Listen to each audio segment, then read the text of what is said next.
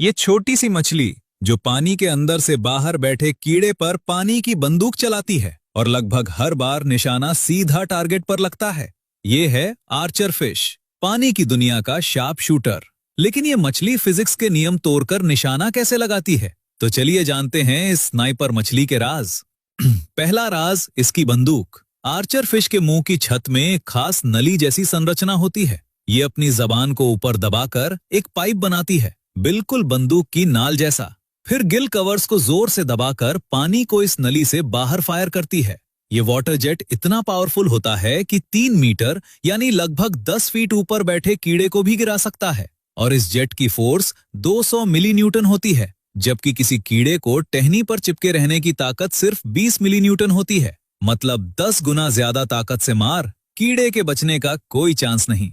दूसरा राज और सबसे हैरान करने वाली बात, रिफ्रैक्शन की वजह से पानी के अंदर से देखने पर कीड़ा जहां दिखता है वो वहां होता नहीं।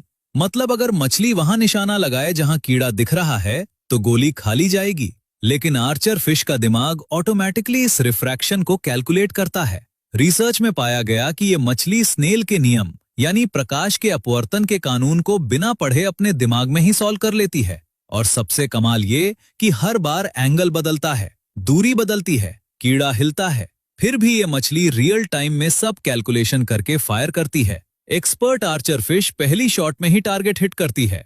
तीसरा राज, ये मछली सिर्फ निशाना ही नहीं लगाती, बल्कि कीड़ा गिरने से पहले ही कैलकुलेट कर लेती है कि वो पानी में कहां गिरेगा।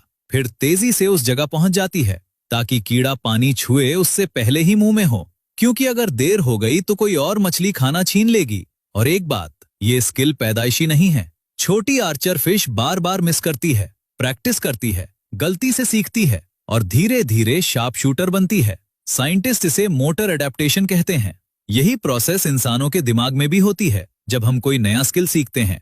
मतलब इस छोटी सी मछली का दिमाग फिजिक्स, ऑप्टिक्स, ग्रेविटी और फ्लूइड डायनामिक्स सब एक साथ प्रोसेस करता है, वो भी रियल टाइम में। नेचर में सबसे खतरनाक शिकारी वो नहीं जो सबसे ताकतवर हो, बल्कि वो है जो सबसे स्मार्ट हो।